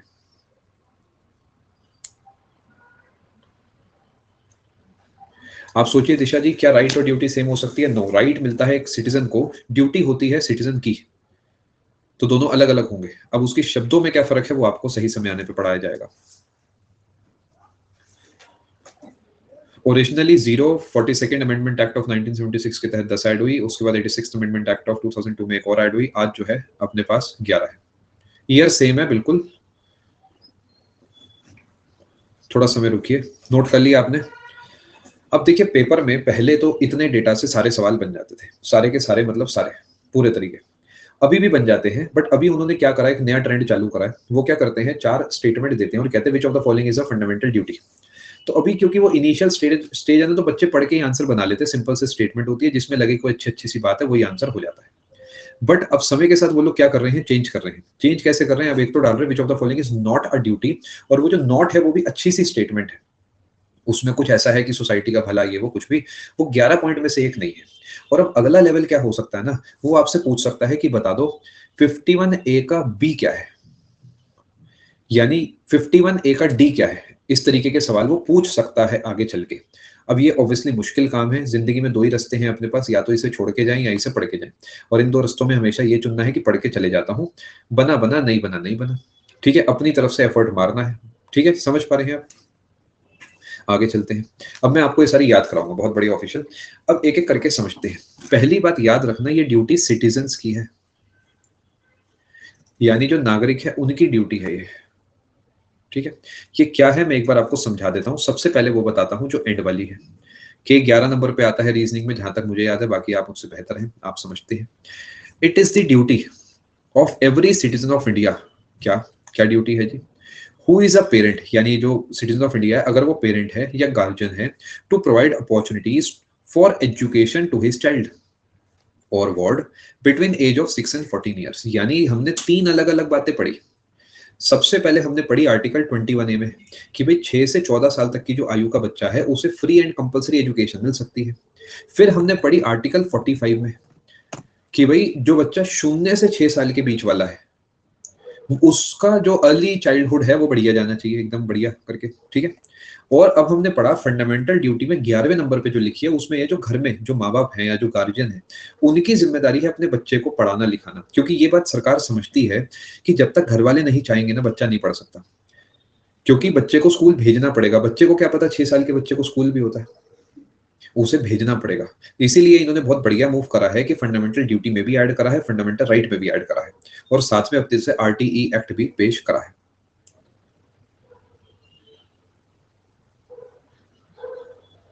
क्वेश्चन टाइम में भेजिए आर्यन जी से, एंड में देखा जाएगा। चाहे आप इसे भेज के चले जाइए, बाद में रिकॉर्डिंग में इसकी एक्सप्लेनेशन सुन लेना। क्या यहां तक की बात आप समझ पाए? अब अपने को एक एक करके इन्हें समझना है। वहां पर पेपर में एग्जैक्ट स्टेटमेंट मिलेंगे, कहेगा बताओ ड्यूटी है या फिर नहीं है। सबसे पहले संविधान जो कहेगा हम उसे मानेंगे, जी हाँ बिल्कुल ऐसा हम करेंगे, क्यों नहीं करेंगे। हमारा जो फ्लैग है, एंथम है, उसके पूरा सम्मान करेंगे। सबसे पहली बात, संविधान ही सब कुछ है, हमें पता है, तो फिर हम ऐसा क्यों नहीं करेंगे जी। तो ये तो सिंपल सा हो गया कि हम अपने संविधान को मानेंगे जी। Okay, to cherish and follow the noble ideals which inspired our national struggle for freedom। बिल्कुल सही है। ये कभी कभार हम मानने से चूक जाते हैं, जब हम सिलेक्टिव काम करते हैं ना, कि इसने अच्छा काम करा, इसने बुरा काम करा, यहाँ पर हम अपनी फंडामेंटल ड्यूटी से थोड़े से बिगड़ जाते हैं। अपने को समझना चाहिए this national struggle was a collective thing. ये एक इंसान ने, 100 लोगों ने नहीं करा, हजारों लाखों तो ऐसे हैं जिनका नाम किताब में आया ही नहीं। हम गिने चुने 100 लोगों को भी नहीं जानते। अगर मैं आपको आज कह दूं ना 100 नाम लिख दो, 20-25 से आगे कहानी नहीं बढ़ेगी। देख लेना, आजमा लेना। तो ऐसा थोड़ी वो 50-100 लोगों ने करा है। तो जब हम कहते हैं कि इसने अच्छा करा, उसने बुरा करा, इसकी आइडियोलॉजी अच्छी थी, उसकी बुरी थी, तो वहां पर हम थोड़ा सा गड़बड़ करते हैं। हमें समझना चाहिए कि कलेक्टिव एफर्ट था एक फैमिली का, जो भारत नाम की फैमिली है, जिसने फॉरेन पावर को भारत से बाहर निकाला। किसी को कुछ सही लगा, किसी को कुछ सही लगा। जैसे आपको लगता है PDF से पढ़ना चाहिए, मुझे लगता है कि हार्ड कॉपी से पढ़ना चाहिए, किसी और को लगता है कि भाई ऑडियो नोट से पढ़ना चाहिए। तो ऐसा थोड़ी है कि वो सही है मैं गलत हूँ। ये तो सबका अपना अपना तरीका है। मकसद एक ही था, जैसे हाइजेनबर्ग ने भी लिखा है, दैट इज व्हाट मैटर्स, कि intention was good, that is what was very important. To uphold and protect the sovereignty, unity and integrity of the nation, ये भी बिल्कुल सही है। Sovereignty, unity, integrity of the nation को हम uphold करेंगे। To defend the country and render national service when called upon to do so, बिल्कुल सही। ये ध्यान रखना, when called upon to do सो, यानी अगर आपको हमें भी बुलाते हैं ना, कि नेशनल सर्विस पे हाजिर होइए, खुदा ना करे कभी ऐसा दिन आए। रीजन ये नहीं है कि हम सर्विस नहीं देना चाहते, बट हमें पता है कि हमारे पास इतनी बड़ी आर्मी है कि अगर हमारी जरूरत पड़ गई ना तो सच में सिचुएशन बड़ी खराब है, क्योंकि भारत बहुत बड़ी आर्मी लेके, बहुत बड़ी फौज लेके बैठा है, तो हम आम नागरिकों तक तो कभी बात ही नहीं आएगी, बट कभी आ गई तो सर्विस देंगे, बिल्कुल देंगे, क्या दिक्कत की बात है। और टू डिफेंड द कंट्री, ठीक है, ये हमेशा आपकी ड्यूटी होनी चाहिए। आप, मैं ये नहीं कह रहा कि मैं बहुत अच्छा इंसान हूं, बट कभी भी आप नोटिस करना, बहुत बार बच्चे कमेंट सेक्शन में आप ही लोग जो है घुमा फिरा के बड़े बड़े तरीके से इनोवेटिव तरीके बातें करते हैं कि किस तरीके मैं कुछ बुराई ही कर दूं। मैं हर बार बहुत ही सही तरीके आपको हमेशा बताता हूं कि नहीं भाई, पोस्ट की बुराई नहीं करनी। वाई? बिकॉज पोस्ट हमने खुद चुनी है, दिस दैट ये वो, है ना, क्योंकि हूं तो गुरु, तो ईजी है, कोई नया काम नहीं है मेरे लिए, बहुत सालों से ये कर रहा हूँ, बहुत बार बच्चे ऐसे करते हैं और बड़े इजीली मैं बच भी जाता हूँ, तो चिंता मत करो, ठीक है। इन जनरल ऑल्सो ऐसा नहीं है कि देश के बाहर जाएंगे तो ऐसा करेंगे कि अरे इंडोनेशिया चलेगा तो भारत बहुत अच्छा है, लेकिन भारत के अंदर बैठे तो बुराइयां करे जा रहे, नहीं, भारत अभी भी बहुत अच्छा है, लेकिन इंप्रूवमेंट का स्कोप है। आगे चलते हैं जी। To promote harmony and spirit of common brotherhood amongst all the people of India, बस ये भी आपको पता ही है कि हम भाईचारे से एक साथ रहेंगे। ये पेपर का सवाल है मेरा ख्याल, ये आया था एफ वाला। To value and preserve the rich heritage of our composite culture. अब इसमें पता है क्या होता है, लोगों को लगता है डीपीएसपी है, क्योंकि उन्होंने कहीं ना कहीं डीपीएस में भी ऐसी आवाज सुनी थी, किसी को लगता है फंडामेंटल राइट है, क्योंकि उन्होंने कल्चरल एजुकेशनल में इसे सुना था। आपको समझना होगा पॉइंट ऑफ व्यू क्या है। आप सोचो, ये स्टेटमेंट को फंडामेंटल राइट थोड़ी कह सकते हो कि मेरा फंडामेंटल राइट है कि मैं भारत का जो कल्चर है उसे बचाऊंगा, नहीं, ये राइट कैसे हुआ, ये तो ड्यूटी हुई ना। ऐसे सोच के देखो, हिंदी में स्टेटमेंट को सोचोगे तो अच्छा रहेगा, है ना। To protect and improve natural environment including this, ये भी बिल्कुल सही है, इसमें भी कोई बड़ी बात नहीं है। To develop the scientific temper, ये इंपॉर्टेंट बात है। ये उस समय के हिसाब से आप सोच देखिए कि कितनी बड़ी सोच है कि साइंटिफिक टेम्पर डेवलप करना है, यानी आपको पता होना चाहिए कि ऐसा क्यों हो रहा है। जो क्यों का आंसर आप बार बार मुझसे मांगते हैं वो आपको पता होने चाहिए। वो बात अलग है कि वो इस क्लास में नहीं पता होने चाहिए, क्योंकि इस क्लास का वो पर्पस नहीं है, बट इन जनरल आपको पता होने चाहिए। आगे चलते हैं। टू सेफगार्ड पब्लिक प्रॉपर्टी, जी हाँ बिल्कुल, सेफ पब्लिक प्रॉपर्टी है तो उसे बचाना है, पार्क है तो उसे मेंटेन करना है, कहीं आप घूमने जाते हैं तो जैसा आपको वो मिला था वैसा ही उसे छोड़ के आना है। To strive towards excellence in all spheres of individual and collective activity, यानी जो आपका बेस्ट हो ना, बस वो अचीव करने की कोशिश करनी है, ठीक है। मोटिवेशनल शॉट्स नहीं है ये नॉर्मल बात है, फंडामेंटल ड्यूटी है, ये भी आपकी ड्यूटी है कि जो आपका बेस्ट है वो आप अचीव कर सके, ठीक है। To strive towards excellence and in all spheres of individual as well as collective activity, ये नहीं कि बस मैं ही आगे बढ़ूं जीवन में, सब आगे बढ़े, लेकिन अगर कोई एक बढ़े तो कौन बढ़े जी, मैं बढ़ूं। सिंपल लॉजिक है, ध्यान रखना, सब आगे बढ़े, बट अगर एक बढ़ू तो मैं बढ़ू, उसमें कोई बुराई वाली बात नहीं है, ठीक है जी। ये क्या होता है, एब्ज्योर, इसका मतलब होता है रिजेक्ट कह सकते हैं सिंपल भाषा में इसे, रिजेक्ट, रिलिंक्विश, है ना, रिनाउंस, बहुत सारे ऐसे शब्द हो सकते हैं, आप लोग तो भर भर के इन्हें याद करके बैठे होंगे। यानी वायलेंस से दूर रहना, कुछ भी हो जाए वायलेंट नहीं होऊंगा मैं, नहीं, अहिंसा त्यागना नहीं विशु, हिंसा त्यागना। के वाला फिर से, one who is a parent और गार्जियन, देखो अगर किसी के घर में कोई बच्चा है तो वो जो पेरेंट है या जो गार्जियन है उनकी जिम्मेदारी है कि अगर वो बच्चा 6 से 14 साल के बीच का है तो उसे एजुकेशन प्रोवाइड करी जाए। गार्जियन भी क्यों, क्योंकि कई बार क्या होता है बच्चे के पेरेंट्स ही नहीं होते, तो उस केस में ये थोड़ी कि वो बच्चा पढ़ेगा नहीं, तो उस केस में जो गार्जियन है जो उसका ध्यान रख रहा है वो उसकी जिम्मेदारी बनती है कि उसे पढ़ाना लिखाना। आ जाओ भाई, आ जाओ इधर, आ जाओ फटाफट, ठीक है। आई होप आपको सारे समझ आ गए होंगे, किसी को कोई तकलीफ?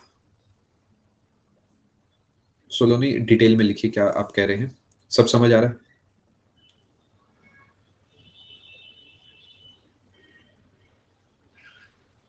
आप शायद ये पूछना चाह रहे हैं सलोनी जी कि क्या आप ये के नाम की फंडामेंटल ड्यूटी फॉलो कर रहे हैं, ऐसा कुछ, तो उसका आंसर नो है। क्यों सर? क्योंकि मेरा बेटा अभी 6 साल का नहीं हुआ है, वो भी 3.5 साल का है, ठीक है। आई होप आप यहां तक पूरी बात समझ चुके हैं। एक और इंपॉर्टेंट पॉइंट बस मैं आपको यहाँ ऐड कराना चाहता हूँ, इसमें ऐड कर लेना, fundamental duties are non enforceable. लेकिन यहाँ पर जो है यहाँ पर जो है जो कोर्ट्स हैं या जो इनफैक्ट लेजिस्लेचर है हमारा, उन्होंने बहुत सारे जो है कानून बना रखे हैं जिससे कि आप चाह कर भी इन चीजों के खिलाफ ना जा सके। एग्जाम्पल के तौर पे क्या आप झंडे को जमीन पे फेंक सकते हैं? नहीं, उस पर सजा है, है ना। तो कहीं ना कहीं रूल्स रेगुलेशंस बने हैं, बट अपने आप में पार्ट 4 इज नॉन एनफोर्सेबल, ये आप ध्यान रखिएगा। जे कई लोग कह रहे हैं समझाना है, to strive towards excellence in all spheres of individual and collective activity. As a person आप अपना जो बेस्ट है वो अचीव करिए, बिकॉज देश तभी तरक्की करेगा जब ये नागरिक तरक्की करेंगे। कंपोजिट का मतलब होता है मिक्सचर वाला कल्चर, यानी डिफरेंट, जैसे हम कहते हैं ना कि यूनिटी इन डाइवर्सिटी। कंपोजिट का मतलब है बहुत वैरायटी वाला, वेरीड कल्चर। ठीक है, आप सबको सारी बात समझ में आई दोस्तों? आज आपने बहुत सारी पढ़ाई करी है, आई होप आपको मजा आया होगा। मैं थोड़ा सा जल्दी फ्री कर देता हूं, क्योंकि जो मेरा टारगेट था आज के पूरे दिन का वो आपने अच्छे से पूरा कराया है। रीजन इसका ये भी है कि जो हमने सेकंड क्लास है वो काफी अच्छे से काफी लंबे समय लगाई है, और भले ही मैंने आपको कहा था कि 6 बजे तक मैं आपको पुश करूंगा, बट आपने अच्छे से पढ़कर जो है जल्दी इसे पूरा करा दिया है। वैसे इतनी ज्यादा तारीफ आप लोग डिजर्व करते नहीं है, बट फिर भी कोई बात नहीं, अपने ही हो कर देता हूँ, कोई दिक्कत की बात नहीं है। अब आपका एक टास्क है, इसे पूरा कर ही लेना अपनी भलाई के लिए, ठीक है। कल रात 10 बजे से पहले एकदम सटीक नोट्स बने होने चाहिए। अगर आपको नहीं समझ आ रहा कि नोट्स कैसे बनेंगे, तो सिंपल तरीका बता रहा हूं, जहां तक की क्लास के बने हुए हैं उसके आगे की क्लास की वीडियो खोलो, और वीडियो को 2x पे करके जो जो मैं बोल रहा हूं, लिख रहा हूं, जैसे जैसे बता रहा हूं, बस वो करे जाओ।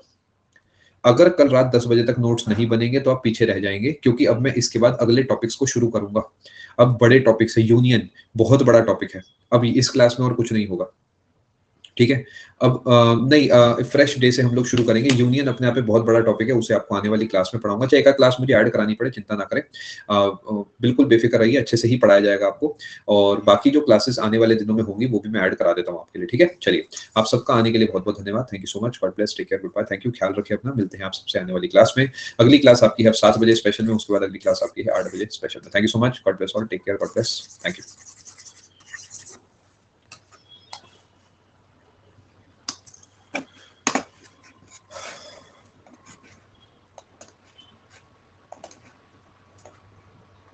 बहुत ही बढ़िया जी, क्या बात है। ये कौन कौन सी चीजें आ गई हैं इस दुनिया में, ये क्या चीज है भाई? हम तो ऐसी 40 वाली कॉपी में लिख रहे हैं आज तक। हाँ हाँ, पता है, बिल्कुल सही, बहुत बढ़िया। ये होता है प्रॉपर यूज करना चीजों का। अच्छी बात है कि आपको यूज आता है चीजों का, बहुत बढ़िया, ऐसी मेहनत करते रहिए।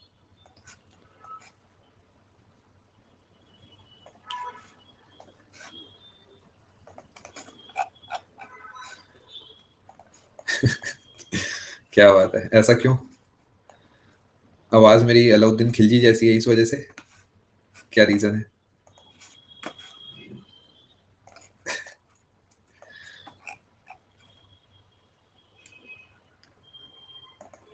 आगे चलते हैं जी।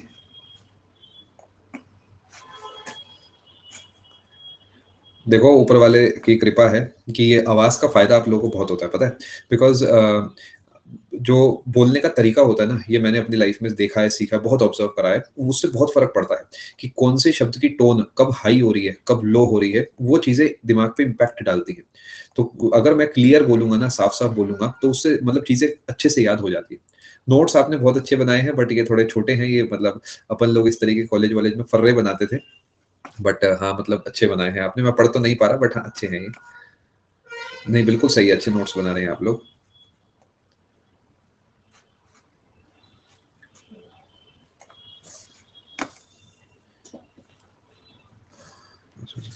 ऐसा नहीं होना चाहिए। क्या आप एसएससी नॉन टेक्निकल की तरफ जा रहे हैं?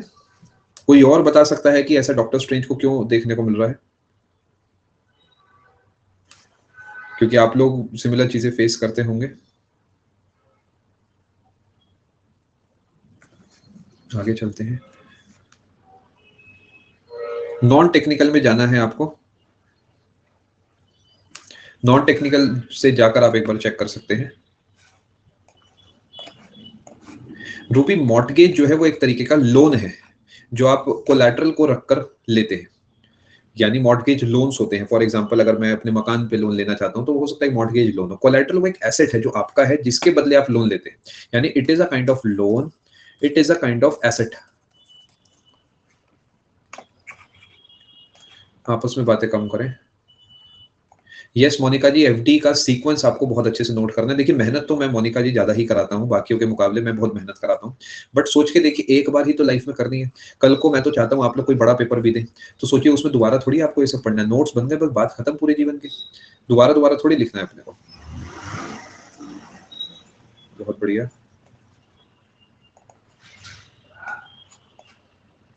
बहुत बढ़िया।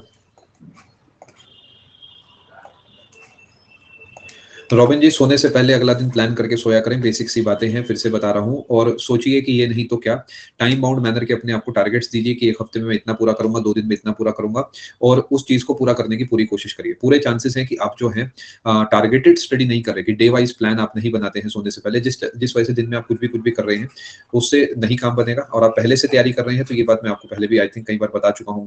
आपको पता होना चाहिए कल किस एजुकेटर की कौन कौन सी क्लास है, जिससे कि आप बचे हुए समय को प्लान कर पाए। तो प्लीज अच्छे से प्लान कीजिए, क्योंकि ये समय वापस नहीं आएगा जीवन में। एक बार ये समय चला गया तो फिर सब चला गया, फिर दिक्कत हो जाएगी आपको।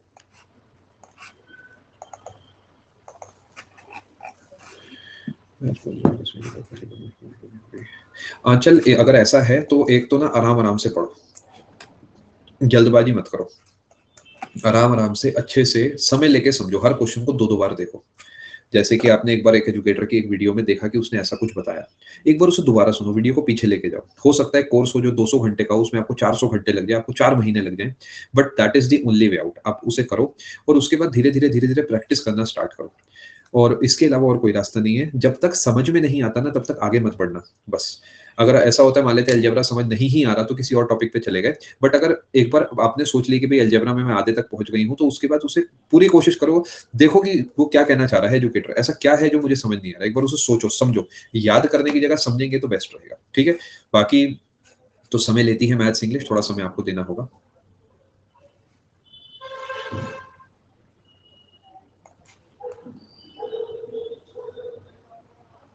Shyam ji, only 31।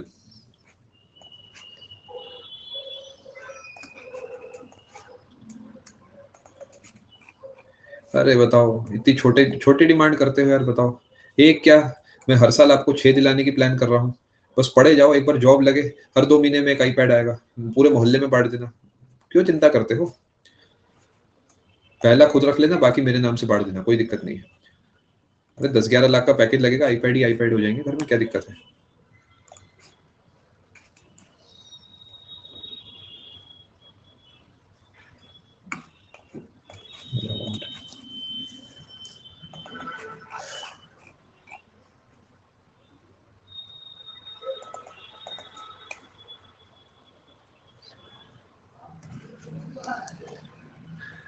Captain America भाई, नाम तो तुमने बड़ा बढ़िया रखा है,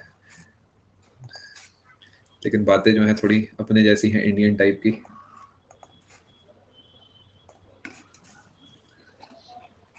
अच्छा, income tax officer in tier 2, how many subjects? See, for income tax officer you need to be an income tax inspector first। ITI बनते हैं आप, ठीक है। ये लेवल 7 की पोस्ट होती है, जो कि एसएससी सीजीएल से बनते हैं। इसके बाद जब आपका पहला प्रमोशन होता है, तो आप आईटीओ बनते हैं। पहला तो करेक्शन ये, जैसे कि आप जीएसटी इंस्पेक्टर बनते हैं, तो पहले प्रमोशन पे आप सुपरिटेंडेंट बनते हैं। उसी तरीके यहाँ पर इनकम टैक्स इंस्पेक्टर से आप इनकम टैक्स ऑफिसर बनते हैं। आई थिंक आप यहाँ आईटीआई ही कहना चाह रहे थे, तो मैं उसके हिसाब से बता देता हूँ। टीयर 2 में आपको क्या क्या पढ़ना होता है। टीयर 2 का जो पेपर है आपका, जो एसएससी सीजीएल का पेपर होता है, सेम वही वाला आपका पेपर है। उसी के नंबरों के हिसाब से जो है आप अपना सिलेक्शन लेते हैं, पोस्ट लेते हैं।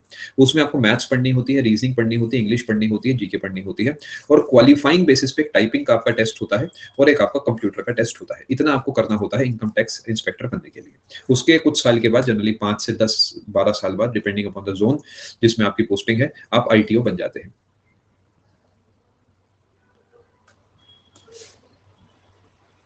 बहुत बहुत शुक्रिया हर्षित इस मैसेज के लिए। बस ऐसे ही आप अच्छे से ईमानदारी से मेहनत करते रहिए।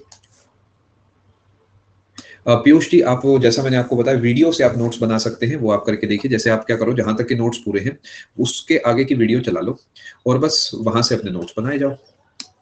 और मेहनत लगती है पीयूष, देखो क्या है ना, एक ही बार ये काम है, मतलब ये बड़ा टास्क है, तो समय लगता है। इसलिए अभी आज से लेकर कल तक का आपके पास टाइम है।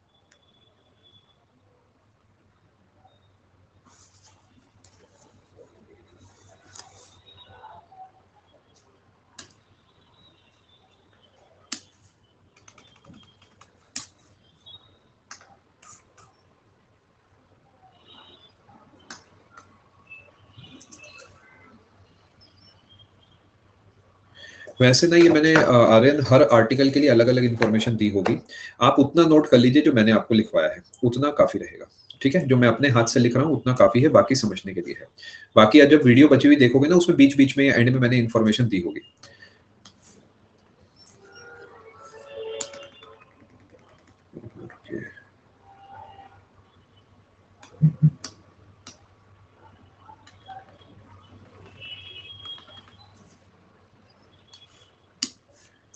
बहुत बढ़िया स्वाति जी, अच्छे नोट्स बनाए हैं आपने। अरे वाह, मैं बहुत मेहनत करते हो आप लोग तो यार, काफी डिटेल में प्रॉपर्ली आप लोग लिख रहे हैं, बहुत बढ़िया। इसका आंसर बताइए क्या है, ये आखिरी डाउट है क्वेश्चन टाइप का, सभी लोग ट्राई करेंगे। Which of the following is not a fundamental duty under the Indian constitution?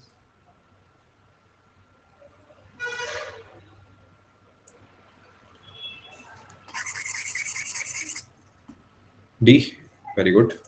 अब इन्होंने जो लिखा है वो भी एक बार पढ़ लेते हैं। सर इसका आंसर ए कैसे होगा? 51F तो है, आ जाओ 51F क्या है? सभी की नींद खोलता हूँ। 51F है, to value and preserve the rich heritage of our composite culture. क्या ये स्टेटमेंट और ये स्टेटमेंट मैच होती है? आ जाते हैं इस पे, to protect monument of national importance.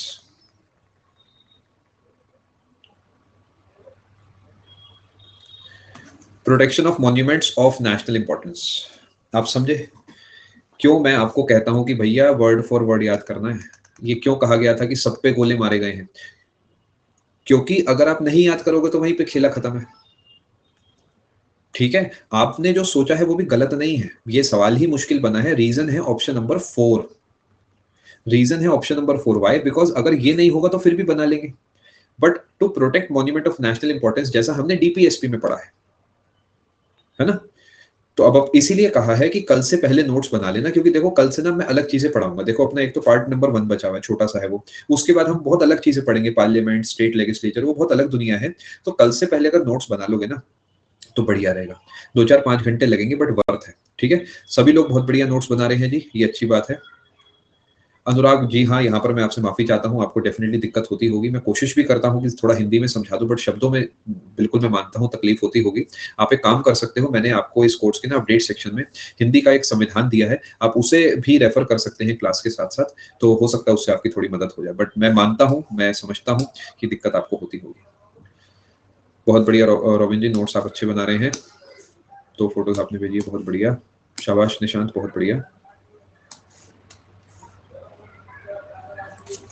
तो क्या हो गया ईशानी, इट्स ओके, कोई दिक्कत की बात नहीं है। क्लास 1 पे है तो क्या हो गया, क्लास नंबर 1 से नोट्स बनाना चालू कर दीजिए, इट्स ओके, कोई दिक्कत नहीं है, शुरू तो करिए।